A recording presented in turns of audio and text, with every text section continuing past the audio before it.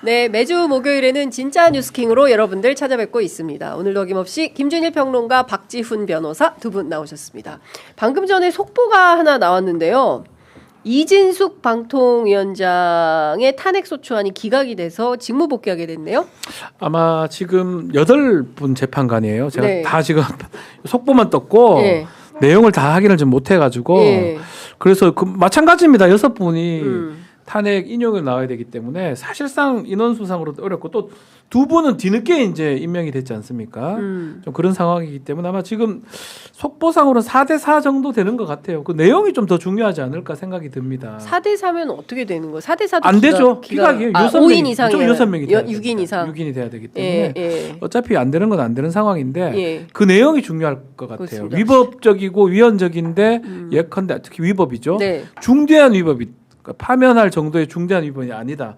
이렇게 결론 날 가능성이 높고요. 네. 아마 개별 의견들이 다 나옵니다. 이런 거는 헌법재판관들이 개별 의견을 좀 나중에 좀 확인해 봐야 될 것 같습니다. 네.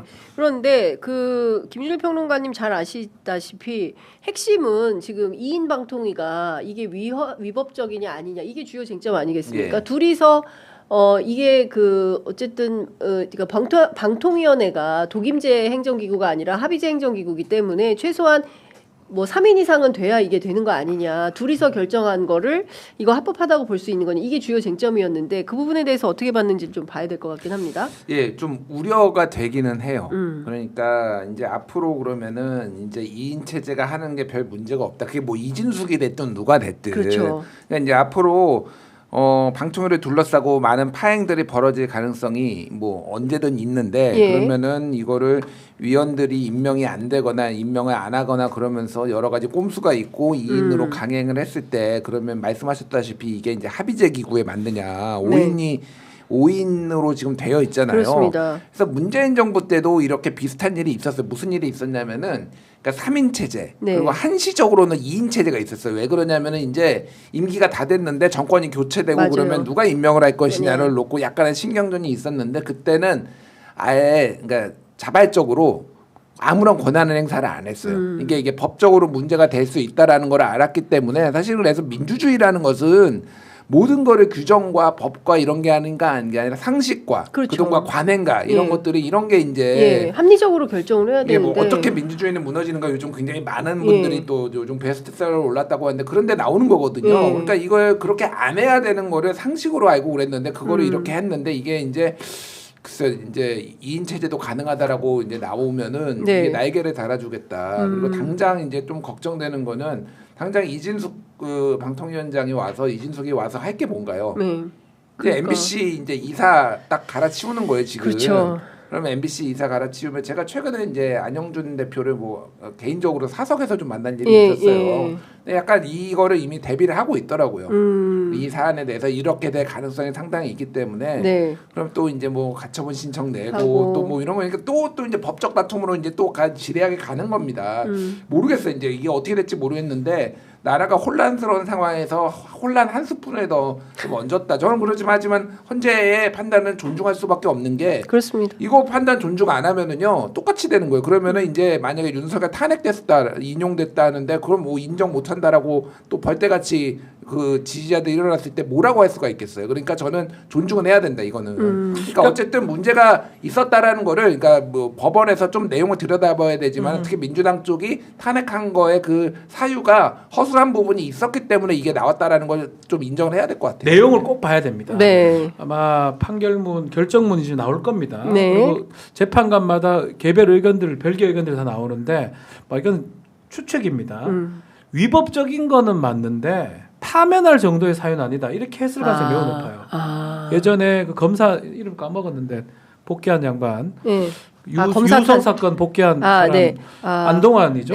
같은 안동환 사안일 가능성이 높아요. 그렇게 됐다고 하면 예를 들어서 그렇게 됐다고 하면 이진숙이 무리하게 2인 상황을 끌어가면서 계속 할 수는 사실 없습니다. 지금 상황 대통령이 지금 뭐 직무 정지 상황이기 때문에 당분간은 방통위원 임명도 지금 쉽지가 않아요. 맞아요. 야당이 또 있고 있는 상황이기 때문에 그런 상황이면 뭐 MBC가 갑자기 문제될 건 없고 또 MBC는 이미 판결이나 가처분 통해서 이 2인 때 승리를 했어요. 사법부는 사실 이거 위법이라고 하고 있거든요. 사실은. 그런 상황이기 때문에 헌법재판소는 그 위법을 따지는 게 아니고 위법이긴 위법인데 이 사람을 파면할 정도의 중대한 사유가 있냐 없냐 이 부분도 새로 봐야 되거든요.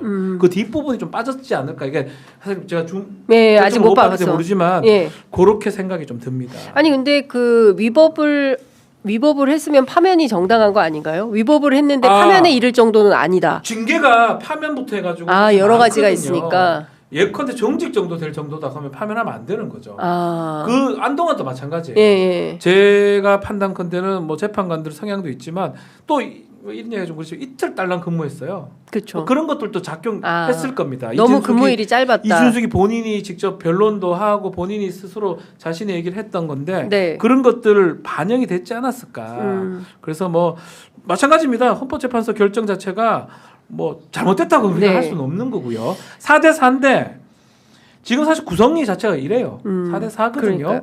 4대 4 상황이에요. 그러니까 지금 구인 체제가 빨리 되어야 되는데 오늘 나온 걸 보니까 재판관 8인 가운데 김형두, 정형식, 김복형, 조한창 딱 그대로잖아요. 이렇게 우리가 네 아는 명은 네 명. 네 명. 우리가 아는 4명이에요. 딱 기각을 했고 이미선, 문영배, 문영배, 정정미, 정계선, 정계수 그 4명은 인용. 진보 중도 정도 사람들이거든요. 그렇죠. 그 4명의 어떤 보수적인 사람들은 그래도 이거를 파면시키기 정도 탄핵까지 할 정도는 아니지 않나 네. 이렇게 판단을 했지 않을까 생각이 듭니다. 그러니까 빨리 구인 체제를 만들지 않으면 이거 저 숫자에서 이런 일들이 종종 벌어질 거 아니겠습니까? 종종 벌어질 수밖에 없는 게 네. 이 중에 누구라고 말씀 잘 못 드리겠지만 3명은 되게 보수적입니다. 윤석열이 임명을 그렇죠. 했고요. 예. 정영식 비롯해서. 네. 뭐 이게 조한창. 윤석열 탄핵에 그렇게 작동한다고는 보기는 어렵고요. 어렵지만 어쨌든 간에 성향 자체는 그런 거고 되게 안정적으로 보고 보수적으로 판단할 가능성이 높거든요.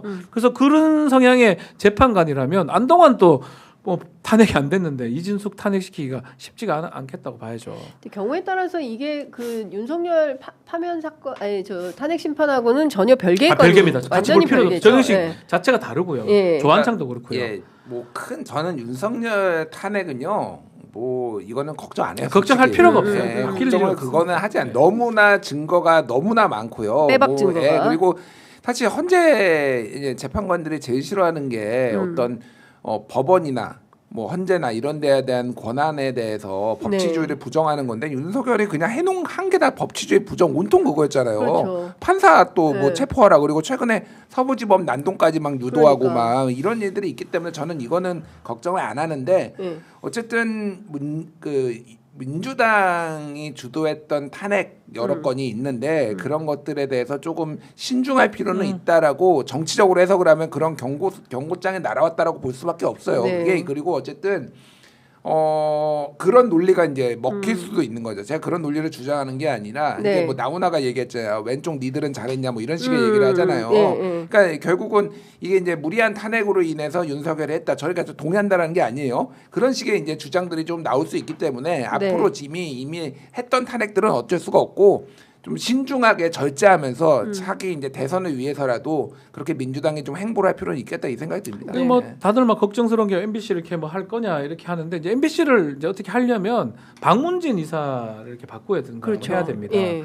근데 지금 2인을 뭐 아직 결정이 안 나오는데 2인 그렇게 했던 거가 합법이라고 나오진 않았을 거예요. 그리고 대법원 그러니까 법원 판결은 지금 2인으로는 다 불법이기 불법이라고 때문에 또. 가처분이나 본안 선고까지 나왔거든요. 다 이겼잖아요. MBC가. 그러니까 이게 이래 됐던 게 이제 이진숙 복귀한 다음에 박문진 또 자르자 뭐 해보자 네. 새로 임명하자 쉽지는 않을 겁니다. 즉각적으로 하기 안 됩니다. 어렵다. 안 될 것 예. 같아요. 그거를 직무는 복귀하지만 예. 직무가 쉽진 않다. 직무하기는 어려울 네. 거예요. 그거 하고 이거는 좀 별개의 문제가 아닌가. 뭐 다른 식의 어떤 뭐 조치라든지 가능하지만 박문진 이사 바꾸고 이런 거는 위원회에서 결정을 해야 되거든요. 네네. 위원회 지금 2명밖에 없어요. 네.